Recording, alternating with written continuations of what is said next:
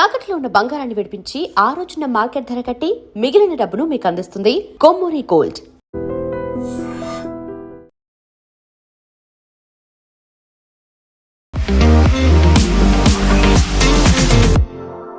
నమస్తే, నేను Kavitha. Welcome to I Dream News and నిజాలు.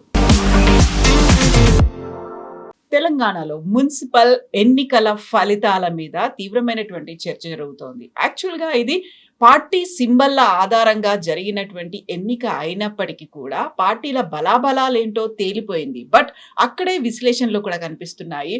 నెంబర్ 1 ప్లేస్లో కాంగ్రెస్ ఉంది, second place BRS and third ప్లేస్కే బీజేపీ పరిమితమైంది అనుకున్నటువంటి తరుణంలో బీఆర్ఎస్ బీజేపీ పరిస్థితులు ఏంటి? అక్కడ ఉన్నటువంటి ఎమ్మెల్యేలు ఎంపీలు కూడా మున్సిపల్ కార్పొరేషన్లని మేయర్లని ఎందుకని సెలెక్ట్ చేసుకోలేకపోయారు? ఎందుకని ఈ రేస్లో వెనకబడ్డారు? అందులోనూ పర్టికులర్గా బీజేపీ పరిస్థితి ఏంటి? మనతో పాటుగా ఉన్నారు సీనియర్ జర్నలిస్ట్ సురేష్ కొచారి. సార్ నమస్తే. గతంలో మనం బీజేపీ గురించి మాట్లాడుకున్నాం, మళ్ళీ ఒకసారి బీజేపీ గురించి మాట్లాడుకునే పరిస్థితులు వచ్చాయా? వస్తుంది, ఎందుకంటే ఇప్పుడు ఇదైతే ఇవాళ ఆఫ్టర్నూన్ దాకా సార్ట్అవుట్ అయిపోతుంది. దాంట్లో బీజేపీకి గెలవడానికి మేయర్ స్థానం తగ్గించుకోవడానికి రెండే మేజర్ కార్పొరేషన్స్ ఒకటి ఉంది. ఒకటి నిజామాబాద్, ఒకటి కరీంనగర్. మిగతా దాంట్లో వాళ్ళకి ఛాన్సే లేదు. మెదక్ నో ఛాన్స్, అక్కడ ఎంపీ ఉన్నారు రఘునందన్ రావు, అండ్ మహబూబ్ నగర్ వైపు డికేఆర్ నగర్. ఈ రెండిట్లో కూడా బీజేపీ బాగా పర్ఫామ్ చేయలేదు. దానికి కారణాలు చాలా ఉన్నాయి. ఒకటి, ఎప్పుడేమంటారంటే మున్సిపల్ ఎలక్షన్లో అక్కడున్న వార్డు మెంబర్ల మీద ఉంటుంది అంతా. కరెక్ట్. అది వార్డు మెంబర్ ఎన్ని సంవత్సరాల నుంచి వాళ్ళతో పనిచేశారో దాన్ని బట్టి వాళ్ళు ఓటేస్తారు. కానీ బీజేపీ ఏం చేశారంటే ఒక వారం ముందు, 10 రోజుల ముందు, 15 రోజుల ముందు టికెట్ ఇచ్చారు వాళ్ళకి. నేను ఇది చాలా ఛానల్స్లో చెప్పుకుంటూ వస్తున్నాను, ఇప్పుడుగా చాలా సంవత్సరాలు చెప్తున్నాను. మీరు వారం ముందో 15 రోజుల ముందు మీరు టికెట్ ఇస్తే మీరు ఏం చేయలేరు. ఇదే సిచ్యువేషన్ రామచంద్రరావు గారు ఫేస్ చేశారు. ఆయనకి లాస్ట్ మినిట్లో టికెట్ ఇచ్చినప్పుడు మీకు గుర్తుంటుంది, ఈ ఎలక్షన్ కాదు దానికన్నా ముందున్న ఎలక్షన్ ఓడిపోయినారు. ఫస్ట్ ఎలక్షన్ ఆయన చాలా చిన్న ఓటుతో ఓడిపోయారు. మెయిన్లీ అల్వాల్ ఏరియాలో ఆయనకి ఓట్లు రాలేదు, ఎందుకంటే ఆయన అక్కడ క్యాంపెయిన్ చేయలేదు. క్యాంపెయిన్ చేయడానికి టైం దొరకలేదు ఆయనకి. ఇది చాలా ఇంపార్టెంట్, ఎందుకంటే మీరు ఒక కార్పొరేటర్గా ఉన్నప్పుడు మీకు లోకల్ ఇష్యూస్ తెలుసుకోవాల్సి ఉంటుంది. అక్కడ ఎన్ని కాలనీలు ఉన్నాయి, ఎట్లాంటి కాలనీలు ఉన్నాయి, గేటెడ్ ఎంత, నాన్ గేటెడ్ ఎంత, అపార్ట్మెంట్ ఎంత, స్లమ్స్ ఎంత ఉన్నారు, అక్కడ ఉన్న ప్రజలు ఏ సోషియో ఎకనామిక్ దాని నుంచి వస్తారు, అక్కడున్న సౌకర్యాలు ఏముంది, రోడ్లు ఎట్లా ఉన్నాయి, సీసీ రోడ్లు ఎంత ఉంది, బిటమిన్ రోడ్లు ఎంత ఉంది, నాన్ పేవ్డ్ రోడ్స్ ఎన్ని ఉన్నాయి, చాలా ఉంటుంది ఇష్యూస్ ఇట్లాంటి. అది కాకుండా అక్కడ ఉన్న కరెంటు సరఫరా గురించి, నీళ్ళ సరఫరా గురించి, అది నీళ్ళు is a big problem. So ఇట్లాంటి చాలా ఇష్యూస్ ఉంటుంది. సో ఆయనకు పట్టు ఉండాలి. ఇది మీరు 15 రోజులు ఒకరిని అపాయింట్ చేస్తే కాదు. అప్పుడు ఏమవుతుందంటే 2-3 ఇష్యూస్ వస్తున్నాయి. ఈ ఎలక్షన్ జరిగింది కూడా, ఎస్పెషల్లీ నిజామాబాద్లో రెబల్ ఫ్యాక్టర్. ఒక సీట్కి 5 ఉంటారు, 6 ఉంటారు, 10 మంది కూడా ఉంటారు. ఇప్పుడు కాంగ్రెస్కి ఇంకా పెద్ద ప్రాబ్లం ఉంటుంది. వాళ్ళకైతే 15-20 మంది ఉంటారు.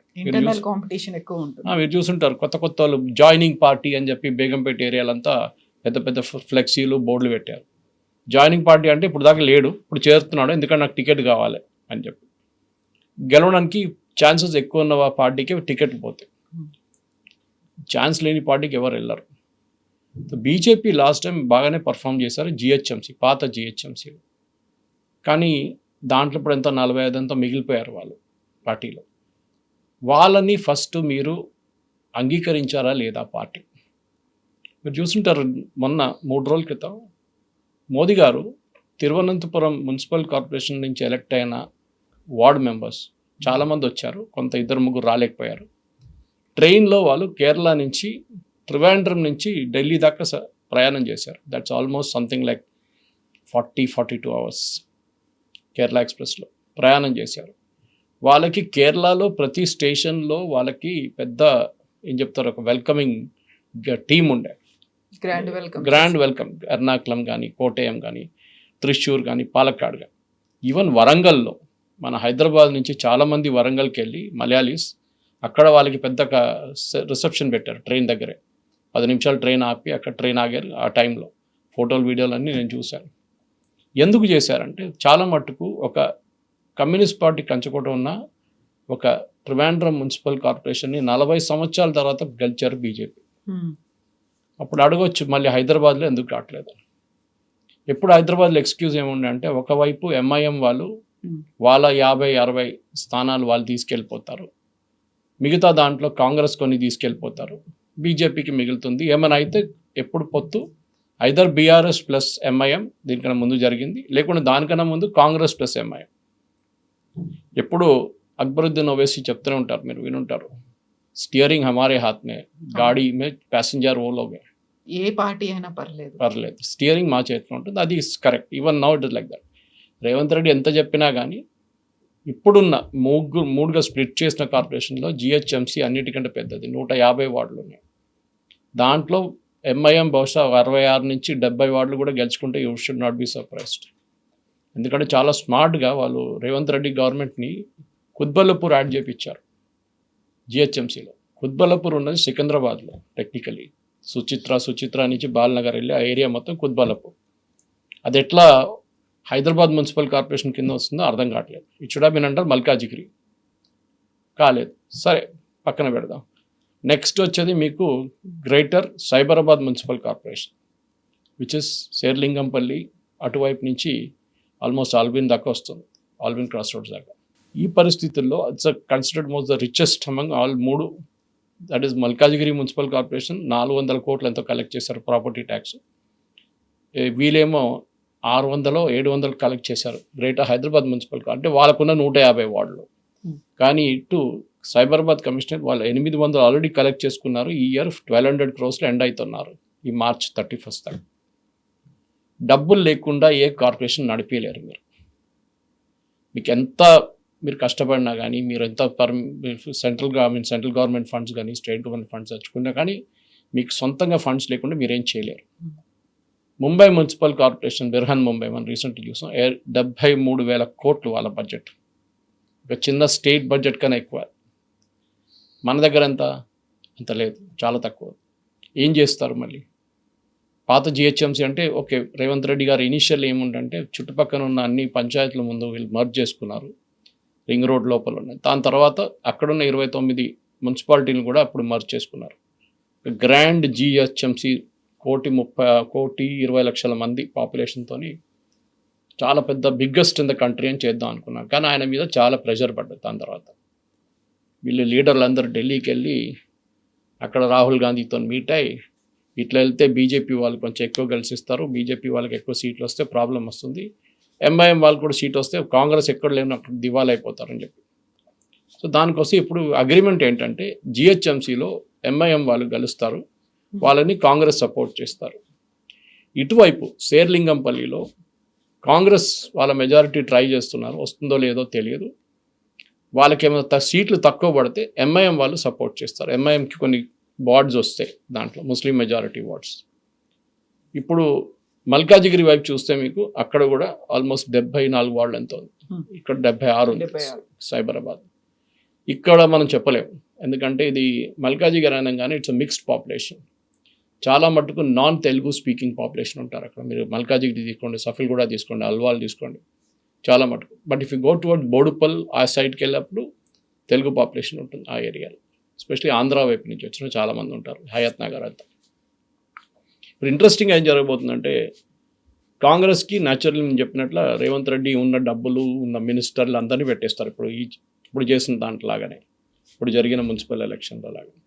కానీ ఎంఐఎం వాళ్ళ పట్టు వాళ్ళకు ఉంది, ఆల్రెడీ మొదలు పెట్టేశారు వాళ్ళ క్యాంపెయిన్. వాళ్ళు నిన్న మీటింగ్ జరిగింది పెద్ద, దారుస్సలాం డే అని చెప్పేసి.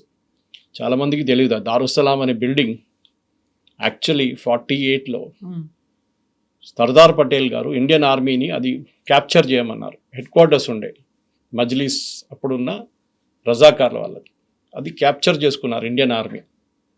క్యాప్చర్ చేసుకొని స్టేట్ ఫైర్ ఫోర్స్కి ఇచ్చిన బిల్డింగ్ దారుస్సలాం. కానీ దాని తర్వాత నెహ్రూ గారు, సెక్యులర్ నెహ్రూ గారు తిరిగి అప్పగించారు ఎంఐఎంకి. అంటే పాకిస్తాన్కి వెళ్ళిన పార్టీ మిగిలిన పార్షన్ ఎంఐఎంగా మిగిలిపోయింది, వాళ్ళకి ఆ బిల్డింగ్ ఇచ్చేసారు. Anyway that's a side story of Darussalam. So Darussalam actually government of India property ఉండే ఒక టైంలో.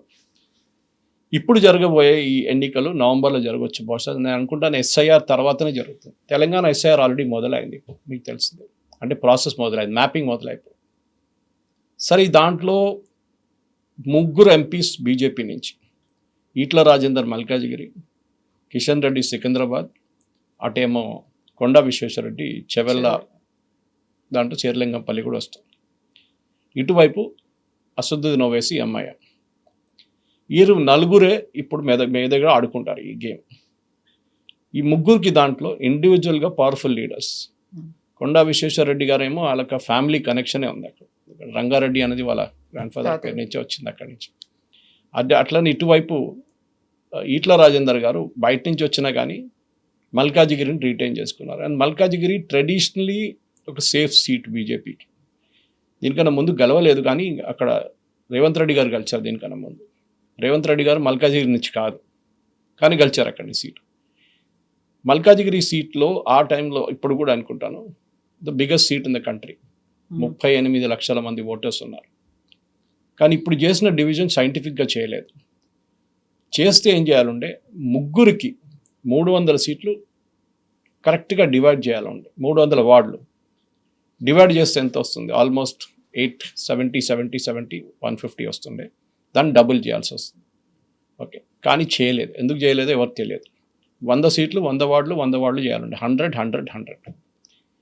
ఇప్పుడు ప్రాబ్లం ఏమొస్తుందంటే బీజేపీకి రేవంత్ రెడ్డి గారిని ట్యాకిల్ చేయడానికి ఆయన పాత కనెక్షన్స్ యూజ్ చేసి ఆయన మల్కాజిగిరిలో క్యాంపెయిన్ చేస్తారు. ఇక్కడ కూడా చేస్తారు. జూబ్లీహిల్స్ చూసాం మనం, చేశారు చాలా మటుకు.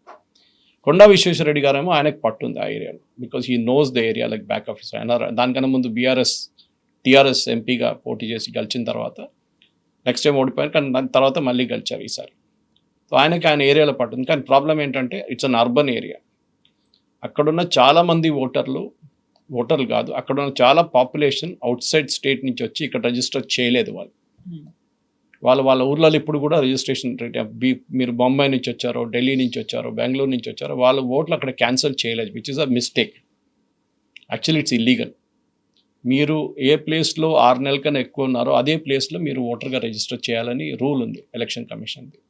అది పాటించట్లేదు చాలామంది. నేను 2019 ఎలక్షన్ టైంలో మేము రాయదుర్గ్ స్టేషన్ దగ్గర మైండ్ స్పేస్ బయట చాలా పెద్ద ఒక ఫెసిలిటీ పెట్టాము రిజిస్ట్రేషన్ కోసం. వాళ్ళ ఐటీ కంపెనీస్తో టైఅప్ చేసి జేఏ చౌదరి గారు లీడ్ చేసిన లెట్స్ ఓట్ అని చెప్పి ఒక క్యాంపెయిన్ ఉండే. కానీ రిజిస్టర్ చేయలేదు చాలామంది. వాళ్ళు భయపడుతున్నారు.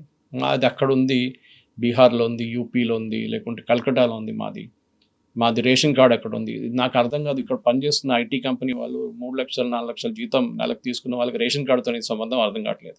ఎనీవే, ఈ రాబోయే ఎలక్షన్లో డెఫినెట్గా మేజర్ ఇష్యూస్ చాలా ఉండబోతుంది. ఒకటి, సికింద్రాబాద్ కంటోన్మెంట్ ఇంకా సార్ట్అవుట్ కాలేదు. సికింద్రాబాద్ కంటోన్మెంట్ 8-10 వార్డులు అక్కడ ఉన్న దాన్ని 8 చేస్తారో 10 చేస్తారో చూడాల్సింది. ఇప్పుడు అది బాడీ డిజాల్వ్ అయిపోయింది. Just like GHMC. ఇప్పుడు జిహెచ్ఎంసీలో జయేష్ రంజన్ గారు is heading the entire thing. కొత్త ఈ 3 అర్బన్ అగ్లామరేషన్స్. కంటోన్మెంట్ బోర్డ్ని కంటోన్మెంట్ జిహెచ్ఎంసీలో కొన్ని ఏరియాస్ కంటోన్మెంట్ మొత్తం మర్జ్ చేయలేదు. సివిలియన్ ఏరియాస్ అంటారు దాన్ని.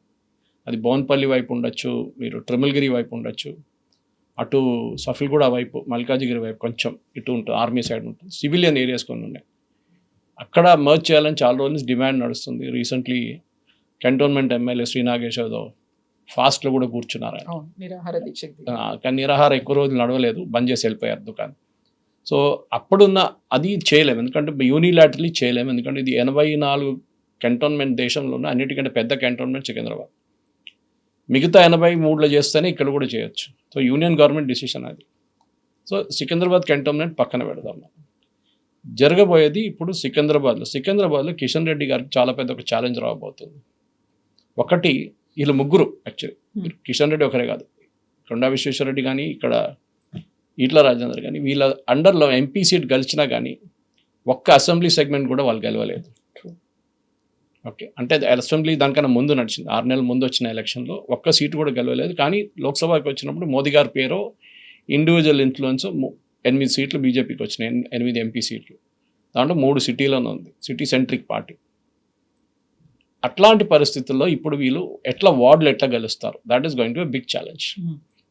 ఈట్ల రాజేందర్ న్యాచురల్లీ ఆయన సపోర్టర్స్ని పుష్ చేస్తారు. చాలామంది మీరు షామీర్పేట వైపు వెళ్తే మొత్తం ఫ్లెక్సీలు, కట్అవుట్లు అది అన్నీ ఉన్నాయి. ఇప్పుడు న్యాచురల్లీ వాళ్ళు ఈట్ల రాజేందర్ అక్కడే ఉంటారు, షామీర్పేట వైపు, అంటే మన ఔటర్ రింగ్ రోడ్ దగ్గర ఉంటారు.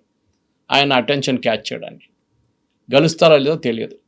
సీట్లు ఇవ్వకపోతే రెబల్గా పోటీ చేసి నిజామాబాద్లో జరిగినట్లు 3-4 సీట్లు పోతాయి. నిజామాబాద్లో అజయ్ అయితే బీజేపీకి మెజారిటీ వచ్చేస్తుంది on their own. Minority 43% minority ఉంది నిజామాబాద్లో, అప్పుడు కూడా బీజేపీ బాగా పర్ఫామ్ చేశారు. దాన్ని ధర్మపురి అరవింద్ గారిని క్రెడిట్ ఇవ్వాల్సిందే. ఇక్కడ రాజేందర్ గారు చేయగలుగుతారా లేదా, that is going to B biggest problem. ఆయనకి బీజేపీలో ఉన్న కొన్ని నేతలకి పడదు. అది ఇవాళ టైమ్స్ ఆఫ్ ఇండియాలో ఒక ఆర్టికల్ కూడా వచ్చింది దాని గురించి. బీజేపీ హిందుత్వం అజెండాని తగ్గించి డెవలప్మెంట్ అజెండా గురించి మాట్లాడబోతున్నారని చెప్పి. నేను ఇదే మాట నెల నుంచి చెప్పుకుంటూ వస్తున్నాను. మోదీ గారి 65 స్కీమ్లు ఉన్నాయి. టాప్ 10 స్కీమ్స్ తీసుకొని మీరు దాని మీద పనిచేయండి. I give you one example Kavitha garu. మన LPG gas subsidy Revanth Reddy garu ఏమన్నారంటే, మీకు నేను ఉచితంగా ఇస్తాను, 500 రూపాయలకి నేను సిలిండర్ మీకు ఇస్తాను అని చెప్పారు. మోదీ గవర్నమెంట్ ఆల్రెడీ 500 రూపాయలు సబ్సిడీ ఇస్తున్నారు.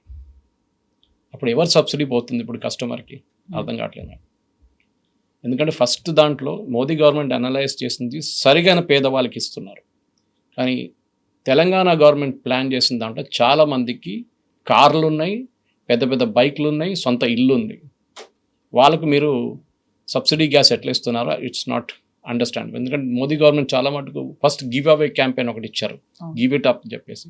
దాని తర్వాత ఇన్కమ్ ట్యాక్స్ చూశారు వాళ్ళు.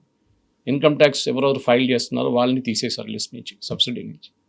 సరేనా, పేదోళ్ళకే ఇవ్వాలి సబ్సిడీ. ఈ స్కీమ్లో బీజేపీ వాళ్ళు ఇప్పుడు కూడా కన్ఫ్యూజ్ ఉన్నారు. నిన్న నేను ఒక బీజేపీ కార్పొరేటర్తో మాట్లాడా, ఆయన వాయిస్ క్లిప్ నా ఫోన్లో ఉంది. ఆయన అంటున్నారు, సార్ నాకు తెలుసు, కానీ నేను వెళ్ళి బ్యాంకులో వెళ్ళి అడిగాను, ఆ లిస్ట్ ఆఫ్ కస్టమర్స్ మీరు సబ్సిడీ ఇస్తున్నారు కదా వాళ్ళ పేర్లు ఇస్తా అంటే మేము ఇవ్వమని చెప్పారంట. ఇండియన్ హెచ్పిసిఎల్ బీపీసీఎల్ వాళ్ళ అవుట్లెట్కి వెళ్ళి సార్ ఆ డీటెయిల్స్ ఇవ్వండి ఎవరెవరికి సబ్సిడీ ఇస్తున్నారంటే వాళ్ళు కూడా ఇవ్వరని చెప్పారు. ఆలోచించండి, BJP the ruling party in Delhi, వాళ్ళు ఇక్కడున్న పెట్రోలియం కంపెనీస్ దగ్గర నుంచి ఇన్ఫర్మేషన్ తీసుకోలేకపోతున్నారు. ఎందుకంత నాన్ కోఆపరేషన్? ఆబ్వియస్లీ దాంట్లో సెల్ఫిష్ ఉంటుంది. ఇక్కడ ఉన్న లోకల్ వాళ్ళు బహుశా బీజేపీని సపోర్ట్ చేయట్లేదేమో, లేకుంటే స్టేట్ గవర్నమెంట్ ఇన్స్ట్రక్షన్స్ వచ్చి ఉంటుంది. లేకుంటే నిర్మలా సీతారామన్ గారు ఆఫీస్ ఒక ఇన్స్ట్రక్షన్ ఇస్తే బెనిఫిషరీస్ ఎవరు ఉన్నారో వాళ్ళ లిస్ట్ బయట పెట్టండి అని చెప్తే అయిపోతుండే. స్టేట్ లెవెల్ బ్యాంకింగ్ కమిటీ అని ఉంది, ముందు ఆంధ్ర బ్యాంక్ ఉండే, I think it must be now with the union bank, వాళ్ళు మర్జ్ అయిపోయారు కదా, వాళ్ళు ఇవ్వాల్సి ఉండే. నేను ఎప్పుడో అడుగుతున్నాను దీని గురించి. నెక్స్ట్ మీరు ప్రధాన్ మంత్రి ఆవాస్ యోజన, కేసీఆర్ గారు ఎప్పుడు కేసీఆర్ ఇచ్చిన ఇల్లు, ఇప్పుడు వీళ్ళు ఇంద్రమ్మ ఇచ్చిన ఇల్లు అంటున్నారు. దీంట్లో సబ్సిడీ కాంపోనెంట్ చాలా పెద్దది, సెంట్రల్ గవర్నమెంట్. మీరు ఈవెన్ బీబీనగర్ వైపు వెళ్ళండి, మిగతా కొల్లూరు వైపు వెళ్ళండి, అక్కడ PMAY అని రాసి ఉంటుంది ఫ్లాట్ పైన, ప్రధాన్ మంత్రి ఆవాస్ యోజన. అది ఎక్స్ప్లెయిన్ చేయరు ఎవరు, బీజేపీ వాళ్ళు కూడా ఎక్స్ప్లెయిన్ చేయరు. దాంట్లో ఎవరైనా గృహప్రవేశం చేసినప్పుడు KTR రిబన్ కట్ చేసి లోపలికి వెళ్ళాడు. కిషన్ రెడ్డిని విలువనే కూడా లేదు వాళ్ళు. తర్వాత ధర్నా గిర్నా చేశారు వీళ్ళు. అంటే మీ స్కీమ్లకి మీ క్రెడిట్ తీసుకోలేకపోతున్నారు. దాని గురించి వాళ్ళ ఆర్టికల్ వచ్చింది. దట్ ఇది ఎప్పుడో మోదీ గారు చెప్పారు మన స్కీమ్లు ఉన్నాయి, దానికి వెళ్ళి ప్రజలకి చెప్పండి అంటే అది పక్కన పెట్టి లోకల్ పాలిటిక్స్ ఆడుకుంటా హిందుత్వ పనికి వస్తుంది టు ఎ లిమిటెడ్ ఎక్స్టెంట్. సిటీలో వచ్చినప్పుడు ఏమవుతుందంటే డెవలప్మెంట్ గురించి మాట్లాడతారు. నేను చెప్పాను వీళ్ళకి ఫ్రీ ఉచిత బియ్యం ఇస్తున్నాను, మోదీ గారు ఇస్తున్నారు కదా ఉచిత బియ్యం. మోదీ అంటే మోదీ గవర్నమెంట్ ఇస్తున్నారు కదా, కోవిడ్లో స్టార్ట్ అయింది అది, ఇప్పుడు కూడా కంటిన్యూ అవుతుంది.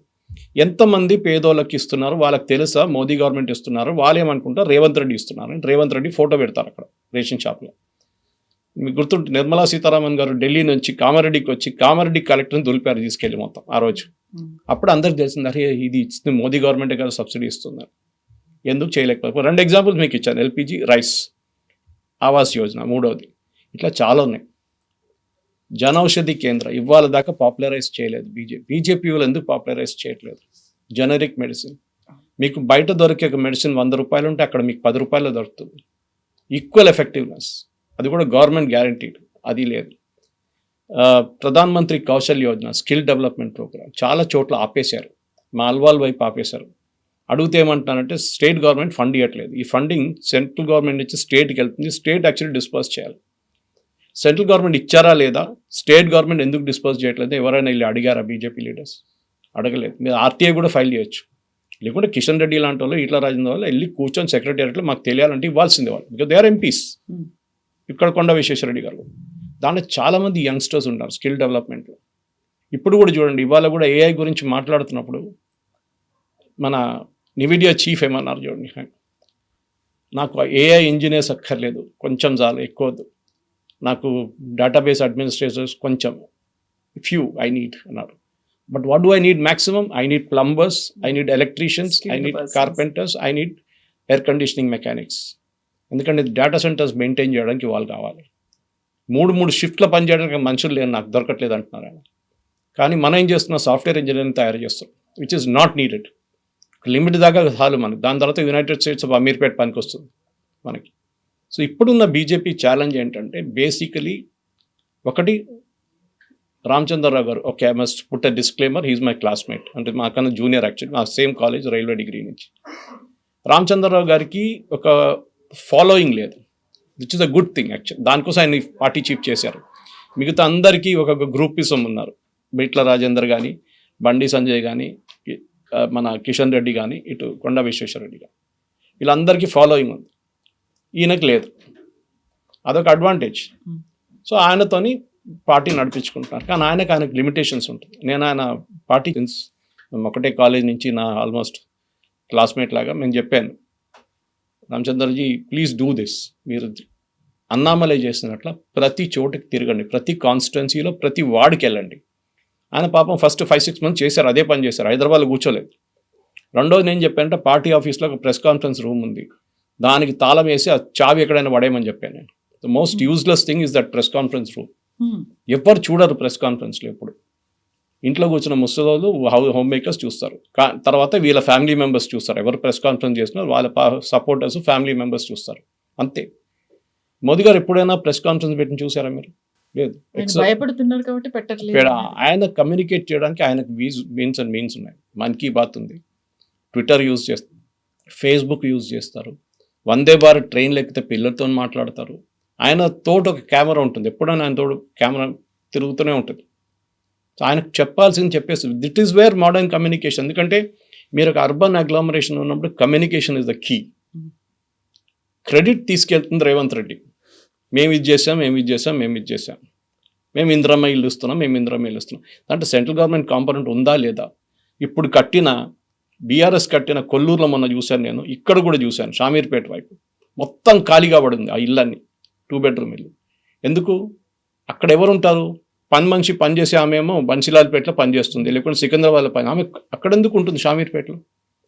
పొద్దున పనిచేసి ఇంటికి వెళ్తారు వీళ్ళు యూజువల్లీ. ఎక్కడ షామీర్పేట దాకా వెళ్ళాలన్నా మళ్ళీ?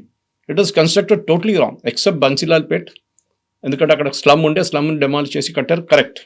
మిగతా ఏ చోట్ల కరెక్ట్గా కట్టలేదు వీళ్ళు. కానీ దానికి బీజేపీ వాళ్ళు ఏమైనా చేశారా? తెలియదు. నేను 65 స్కీములు ఉన్నాయి మోదీ గారు, నేను 5 స్కీముల గురించే మాట్లాడాను.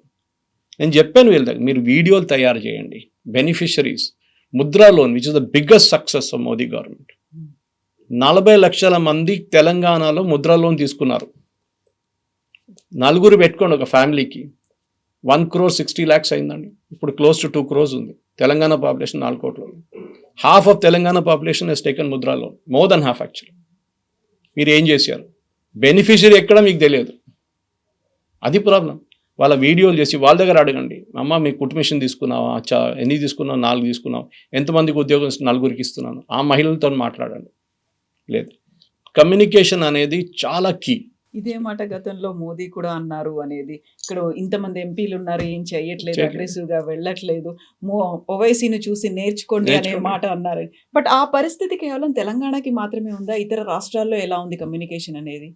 లోకల్ ఒక ఎమ్మెల్యే ఫర్ ఎగ్జాంపుల్ ఇస్తాను, కవిత గారు, మీ ఇంట్లో మీ అబ్బాయిని పోలీసు వాళ్ళు పట్టుకెళ్ళారు, ఏదో కారణం, సమ్ ట్రాఫిక్ వైలేషనో, లేదు జలాన్ కట్టలేదో, లేకో ఇంకేదో కేసు వేసారని చెప్పి మీరేం చేస్తారు? మీరు భయపడతారు. యాజ్ అ అర్బన్ సిటిజన్ మీరు భయపడతారు. మీకు తెలియదు, మీరు అడ్వకేట్, ఫ్రెండ్, ఎవరైనా ఇన్ఫ్లుయెన్స్ ఉన్న వాళ్ళని వీళ్ళని కాంటాక్ట్ చేస్తారు. ఓవైసీ ఏం చేస్తారంటే, ఓవైసీ దగ్గర ఎవరైనా వచ్చారనుకోండి, ఫోన్ ఎత్తి మాట్లాడతారు, కెమెరా ఆన్ చేయరా ముందు అంటాడు. వాళ్ళ వీడియో కెమెరా రెడీగా ఉంటుంది. ఫోన్ చేసి కెమెరా భాయ్ మేర బచ్చకు ఉఠాలే క్యా, రిలీజ్ కరో, ఎమ్మెల్యేకు బెదిరు అంటాడు. ఎమ్మెల్యే వెళ్తాడు, ఇడిపించుకొని వస్తాడు అక్కడి నుంచి వాళ్ళ అబ్బాయి. మన దగ్గర ఉన్న ఎంపీల దగ్గర వెళ్ళి మీరు ట్రై చేసి చూడండి, ఇది ఎందుకు వేసినావు, ఎందుకు గొడవ చేసినావు, పోలీసు వాళ్ళు బాగానే వేసుకున్నారు కదా నిన్ను, ఇది చెప్తారు. ఇప్పుడు ఎవడైనా ఓటేస్తారా? మళ్ళీ మీరు కరెక్ట్, మీరు ఎంపీగా మీరు అక్కడ ఉండలేరు త్రూ అవుట్ దట్ టైం. మీరు ఎస్పెషల్లీ మినిస్టర్గా ఉన్నప్పుడు మీకు సెంట్రల్ గవర్నమెంట్లో కూడా మీకు రెస్పాన్సిబిలిటీ ఉంటుంది. కానీ మీ ఆఫీస్ ఏం చేస్తున్నారు? సికింద్రాబాద్ కాన్స్టిట్యున్సీలో ఎన్ని ఆఫీసులు హైదర్గూడ నుంచి బయటకు వచ్చి సికింద్రాబాద్ స్టేషన్ దగ్గర ఇటు త్రిమల్గిరిలోనో మిగతా ఎక్కడ చోట్లను మీరు ఆఫీసులు పెట్టారా? Same with other constituency also. నేను అద్దెకు చూశాను కొండా విశ్వేశ్వరరెడ్డి గారిది. మొయినాబాద్ వైపు వెళ్ళినా కూడా ఆయన ఆఫీసులు ఉన్నాయి అక్కడ. చెవెళ్ళ వైపు వెళ్ళినా కూడా ఆఫీస్ ఉంది అక్కడ. మొన్న నేను పరిగికి వెళ్ళాను, ఆ టైంలో చూశాను ఇదంతా. That means year setup office. అంటే మీ ప్రజలకి ఏమైనా ప్రాబ్లం ఉంటే అక్కడ వచ్చి కంప్లైంట్ చేయొచ్చు. వాళ్ళు ఫోన్లు ఉన్నాయి, మొబైల్లు ఉన్నాయి, వాట్సాప్లు ఉన్నాయి, అన్నీ చేయొచ్చు. కానీ చేయట్లేదు. 5 సంవత్సరాల తర్వాత 4.5 సంవత్సరాల తర్వాత వచ్చి చేయి ఊపితే ఎవరు ఓటు ఇయ్యరు మీకు. రేవంత్ రెడ్డి అంటున్నా చూడండి, రాహుల్ గాంధీకి అష్యూరెన్స్ ఇచ్చారంట 100 సీట్లు గెలుస్తాను అసెంబ్లీలో, 2 సీట్లు మినహా నేను లోక్సభ సీట్లు అన్నీ గెలిచేస్తానని. ఈ 2 సీట్లు నాకు అర్థం కాదు. ఒకటైతే ఎంఐఎంది ఉంటుంది పక్క, రెండోది ఏది పడితే అర్థం కావట్లేదు. ఇది ప్రాబ్లం. మీరు మీ కార్యకర్తలు మీరు చూసుకుంటలేరు, మీ ఓటర్లు మీరు చూసుకోకపోతే ఎవరు చూస్తారు? దాట్ ఈస్ వై మోదీ గారు చెప్పారు ఓవైసీ దగ్గర నేర్చుకోండి అని చెప్పేసి. హౌ ఈ uses social media to his advantage. Excellent communicator. Operation Sindoor తర్వాత పంపించారు, మోదీ గారు పంపించిన టీంలో ఓవైసీ గారు ఉన్నారు. బహ్రెయిన్కి వెళ్ళి మాట్లాడి చూడండి, పాకిస్తాన్ ఎట్లా తిట్టారు ఆయన. యూ మైట్ డిసగ్రీ, ఆయన పొలిటికల్ వ్యూస్తోనో ఆయన ఉన్న కమ్యూనల్ వ్యూస్తోనో మీరు డిసగ్రీ చేయొచ్చు, కానీ హీ మేక్స్ అన్ ఇంపాక్ట్. అది చాలా ఇంపార్టెంట్. సో ఇప్పుడు బీజేపీ చేయాల్సింది ఫస్ట్, నేను ఎప్పటి నుంచో చెప్తున్నాను, మీ 40-45 కార్పొరేటర్లు ఇప్పుడే ఇమ్మీడియట్గా వాళ్ళు పనిచేస్తున్నారు, ప్రాబ్లం లేదు. వాళ్ళు కన్ఫర్మ్ చేశాను, ఎస్ టికెట్లు మీకు ఇస్తున్నాం. మిగతా ఆ 45 తీసేస్తే అప్రాక్సిమేట్లీ అరౌండ్ 260, 260 మంది పేర్లు నెక్స్ట్ వీక్ అనౌన్స్ చేయండి. వాళ్ళకు 6 నెలలు మినిమం టైం ఇవ్వండి పని చేయడానికి. 6 నెలల్లో వారు మోదీ గవర్నమెంట్ స్కీములు తీసుకెళ్లి వాళ్ళ ప్రతి ప్రజలకు వెళ్ళి చెప్పాల్సిన సిటీలో టైం ఇవ్వండి. మీరు ఒక వారం 10 రోజుల ముందు ఏం చేస్తాడు? Nothing you can do. వాళ్ళ పేర్లు కూడా తెలియదు ఈయన ఎవరని చెప్పేసి. వాళ్ళు గల్లీ తిరగాలి. ఎందుకంటే ఈ కార్పొరేటర్ యూనిక్ పొజిషన్లో ఉంటారు. కవిత గారు ప్రతిరోజు పొద్దున దిగుతారు, వాళ్ళు 6:30-7 గంటలకు దిగుతారు, కాలనీ తిరుగుతారు. ఈయన మల్కాజిగిరిలో కార్పొరేటర్ ఉన్నారు శ్రవణ్, ఆయన చూశాను, పొద్దున దిగుతాడు. అందరు చేస్తుంటారు బహుశా, కానీ ఆయన నాకు పిక్చర్లు పంపిస్తారు, నాకు తెలుసు దానికోసం. వీడియోలు పంపిస్తుంటాడు, నాకు అప్పుడప్పుడు వాయిస్ క్లిప్స్ పంపిస్తారు. సార్ ఇట్లా ప్రాబ్లం ఉంది, కొంచెం మాట్లాడతారా వాళ్ళతో. ఆయన కూడా ఇన్ఫ్లుయెన్స్, నేను మాట్లాడాల్సి వస్తుంది. ఓకే, సో అది వాళ్ళ పని. పొద్దున్న లేవగానే తిరుగుతారు వాళ్ళు. డ్రైనేజ్ పని చేయట్లేదు, ఇక్కడ నీళ్ళు లేవు, అక్కడ కరెంట్ రావట్లేదు, ఇక్కడ రోడ్డు బాగలేదు, అక్కడ కుక్కల ప్రాబ్లం ఉంది, ఇదే నడుస్తుంది అనమాట. అక్కడ గవర్నమెంట్ స్కూల్ బాగాలేదు. సో వాళ్ళని మీరు 6 నెలలను పనిచేయాలంటే BJP has to nominate their corporators ఇప్పుడే. సరే ప్రాబ్లం రాబోతుంది ఏంటి? రెబెల్స్ వస్తారు, రెబెల్స్ నామినేషన్ ఫైల్ చేస్తా అంటే చేయనియండి, రెబెల్స్ చేయనియండి. ఇవాళ కాకపోతే రేపేస్తారు కదా ఎట్లయినా. వాళ్ళు ఎలక్షన్ దగ్గరకు వచ్చినప్పుడు వాళ్ళు రెబెల్ ఫ్యాక్టర్ ఉంటుంది. కానీ మీరు ఇప్పుడు ఇస్తున్న ఆయనకి కన్ఫర్మేషన్ ఇచ్చి బీఫామ్ ఇప్పుడు ఇవ్వలేరు, కానీ బీఫామ్ ఇచ్చినట్లనే you say this is our official candidate list. 300 సీట్లకి ఎగ్జిస్టింగ్ కార్పొరేటర్స్ పక్కన పెట్టి మిగతా 240-250 మందికి మేము we are issuing kind of a B form right now. Then see the difference. ఇది ప్రాబ్లం. దానికోసం మనం చూస్తున్నాం. మోదీ గారు చెప్పారు, క్లాస్ తీసుకున్నారు కదా ఒక నెల ముందు అందరిని పిలిపించి. అదేమైందో తెలియదు క్లాస్ తీసుకున్న తర్వాత. మనం పేపర్లో చూసాం, కానీ వీళ్ళందరూ డినై చేస్తున్నారు, మోదీ గారు ఏం చెప్పలేదు అని చెప్పేసి చెప్పారు మోదీ గారు. You would have said also. ఆయన ఎగ్జాంపుల్ ట్రివాండ్రం తీస్తున్నాడు మళ్ళీ. మొన్న ప్రైమ్ మినిస్టర్ హౌస్లో పిలిపించుకొని అందరినీ 1.5 hour కవిత గారు మాట్లాడారు. 1.5 hour ప్రతి కార్పొరేటర్ దగ్గర మాట్లాడారు. వెరీ గుడ్ జాబ్ డన్, మీకు ఎంత ఫండ్స్ కావాలో చెప్పండి, నేను ఇప్పిస్తాను. మీకు ఎక్కడెక్కడ మోడర్నైజేషన్ కావాలి, డ్రైనేజ్ ఉండొచ్చు, రోడ్లు ఉండొచ్చు, అండర్ సెంట్రల్ గవర్నమెంట్ కంతా చాలా ఫైనాన్సెస్ ఉంటాయి, ఫండ్స్ ఉంటుంది, నేను ఇప్పిస్తాను, మీకు ఏం కావాలి చెప్పండి. ఇది ఉంటుంది. సేపు మీరు హైదరాబాద్ గెలిస్తే సైబరాబాద్ గెలిస్తే మల్కాజిగిరి గెలిస్తే మీకు ఫండ్స్ వస్తుంది. మీకు డబుల్ ఇంజిన్ సర్కార్ అని చెప్పుకుంటారు చూడండి వీళ్ళు, అదే డబుల్ ఇంజిన్ సర్కార్. ట్రివాండ్రంకి ఎంత ఫండ్స్ వస్తుంది చూడండి ఇప్పుడు సడన్గా. అందరూ ఏడుస్తున్నారు మిగతా కార్పొరేషన్ వాళ్ళు కేరళలో, మాకెందుకు ఇవ్వట్లేదని. అప్పుడు ఎవరో చెప్పారు, మీరు కూడా ఓటేస్తే మోదీ గారు మళ్ళీ ఆయన మీకు కూడా ఇస్తారని చెప్పేసి. అది సో ఇక్కడ గెలవాలంటే అర్బన్. ఫర్ ఎగ్జాంపుల్ నేను చెప్తాను కవిత గారు, మా ఏరియాలో వాళ్ళు మలయాళీస్ ఉంటారు, తమిళియన్స్ ఉంటారు, బెంగాలీ పెద్ద కమ్యూనిటీ, సిక్ గురుద్వారా కూడా ఉంది మా ఇంటి పక్కన.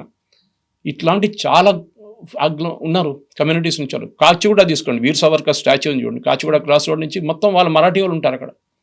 మల్కాజిగిరి టమిలియన్స్, మలయాళీస్, వీరిని అప్రోచ్ కారు అసలు. వాళ్ళని ఒక నెగ్లెక్ట్ చేసినట్లు ఎలక్షన్ కన్నా ముందు ఒక మీటింగ్ పెడతారు. ఎందుకు? Malayalis I think there about 4 లక్షల మంది మలయాళీస్ ఉన్నారు ట్విన్ సిటీస్లో. 33 అసోసియేషన్స్ ఉన్నాయి వాళ్ళకి, కల్చరల్ అసోసియేషన్. ఓనం టైంలో అంతా ప్రోగ్రామ్ చేస్తారు. వాళ్ళని ఎవరైనా వెళ్ళి కాంటాక్ట్ చేశారా, వాళ్ళని కలిశారా? వీళ్ళ ఎలక్షన్ కన్నా 2 వారాల ముందు వాళ్ళతో మీటింగ్ పెట్టుకుంటారు. ఏమవుతుంది అప్పుడు? మా Malayalis typical half the fellows will be communist mindset ఉంటుంది వాళ్ళకి.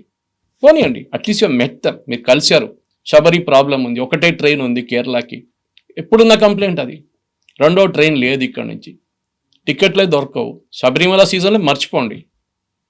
సో ఇట్లాంటి ప్రాబ్లమ్స్ని మీరు ఎట్లా ట్యాకిల్ చేస్తున్నారు? సరే, we will introduce second train, Vande Bharat, అది ఉంది కదా, వందే మెట్రో ఏదైనా పెడతారు. వాళ్ళు కొత్త వందే మెట్రో కాదు, సారీ, వందే మిగతా ట్రైన్స్ ఉన్నాయి లాంగ్ డిస్టెన్స్, అది పెడతారు. వాళ్ళు ఏదైనా కానీ at least meet dum. Kannada association వాళ్ళని మీట్ చేయండి.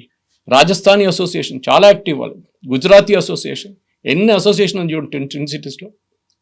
ఇక్కడే రాజా సింగ్ అడ్వాంటేజ్. కవిత గారు, రాజా సింగ్ ఆలోచించండి, ఎంఐఎంది హార్డ్ కోర్ ఏరియాలో గెలుస్తున్నాడు ఆయన గోషామైల్. ఎందుకు? వాళ్ళ కమ్యూనిటీ ఉన్నారు అక్కడ, రాజస్థానీ లోడ్ కమ్యూనిటీ ఉన్నారు, వాళ్ళు చూసుకుంటారు విక్టరీ. ఆయన ఈవెన్ ఇండిపెండెంట్గా నిలబడితే కూడా గెలుస్తారు. దీనికన్నా ముందు గెలిచారు కూడా. దాని తర్వాత టీడీపీకి వచ్చిన తర్వాత బీజేపీకి వచ్చింది. కానీ ఆయన్ని నెగ్లెక్ట్ చేస్తారు. ఇప్పుడు ఆయన మళ్ళీ బీజేపీలోకి తీసుకుంటారా? తీసుకోవాల్సింది, there no choice. Mass support అంటే అక్కడ. కానీ ఆయన ఏం చేస్తారు? ఎలక్షన్ కన్నా 4 నెలల ముందు జాయిన్ చేపిస్తారు. ఆయన టైం ఉండదు ప్రిపరేషన్ కోసం. ఏమంటే భయపడుతున్నారు, అరే హిందుత్వం మాట్లాడతారు. So each person he's got its own thing. Yogi Adityanath garu మాట్లాడతారు కదా, ఎవరైనా అబ్జెక్ట్ చేశారా ఆయన హిందుత్వం గురించి మాట్లాడకూడదు అని చెప్పి? ఎవరు చెప్పట్లేదు. అందరికీ వాళ్ళ వాళ్ళ వర్కింగ్ స్టైల్ ఉంటుంది. ఇది ప్రాబ్లం. మనం ఇది చేయకపోతే Modi government schemes, early nomination of corporators ఇప్పుడే చేయాలి, నెక్స్ట్ వీక్ అనౌన్స్ చేయాలి. దాని తర్వాత క్యాంపెయినింగ్ ఆన్ గ్రౌండ్, ఆఫీసులు పెట్టి క్యాంపెయిన్ చేయండి. అప్పుడు మీకు ఏదైనా ఒక ఛాన్స్ ఉంటుంది. అట్లీస్ట్ ఏదో ఒక కార్పొరేషన్లో మంచి సీట్లు వస్తాయి అంతే. దాన్ని గెలుస్తారా లేదో నాకు తెలియదు, ఎందుకంటే విపరీతమైన డబ్బులు ఖర్చు అవుతుంది దీనికి. రేవంత్ రెడ్డి అయితే విల్ గో ఆల్ అవుట్, దాంట్లో డౌట్ లేదు. మినిస్టర్లు పెట్టేస్తారు, ప్రతి వార్డుకు ఒక 10 వార్డుకు ఒక మినిస్టర్ పెడతారు ఆయన కావాలంటే, చేస్తారు కూడా. వాళ్ళకి గెలవాలని ఉంది, అది హంగర్ ఉంది. మీకు కూడా హంగర్ ఉండాలి. నేను చెప్తున్నా, ఇప్పుడు కూడా అన్నిటికంటే లక్కీ బీజేపీ కార్యకర్తలు 10 పైసలు లేకుండా పనిచేస్తారు. మిగతా అందరూ బిర్యానీ పెట్టాలి, మందు పెట్టాలి, పెట్రోల్ పోపించాలి. వీళ్ళకి ఏం అక్కర్లేదు. కార్యకర్తలు నేను చూశాను, 80% 90% ఆర్ లైక్ దట్. ఆ సంఘ్ కల్చర్ నుంచి వస్తారు. ఎనీవే చూద్దాం. బీజేపీ వాళ్ళు ఒకసారి కిషన్ రెడ్డి గారు మనం చెప్పారంట, నేను కూడా ఉన్నాను అక్కడ. సురేష్ గారు ఒక మీటింగ్లో ఎట్లా కూర్చోబెట్టి, సురేష్ గారు మా పార్టీని ఎట్లా నడిపిస్తారు చెప్తారంట టెలివిజన్ ఛానల్స్లో అన్నారు. నేను చెప్పిన దాంట్లో ఏమైనా తప్పుందా అని అడిగాను నేను. ఈ పార్టీ మంచి చేయడానికి చెప్తున్నాను. రేవంత్ రెడ్డి గారు పిలిస్తే ఆయన కూడా అది చెప్తాను రేపు. వాళ్ళకి చెప్పక్కర్లేదు, వాళ్ళకి తెలుసు, ఎందుకంటే దే ఆర్ రూలింగ్ పార్టీ. ఇది దిస్ ఇస్ ద డిసడ్వాంటేజ్. చూద్దాం ఏమవుతుందో. Yes, sir. Thank you so much. Thank you very much. Thank you.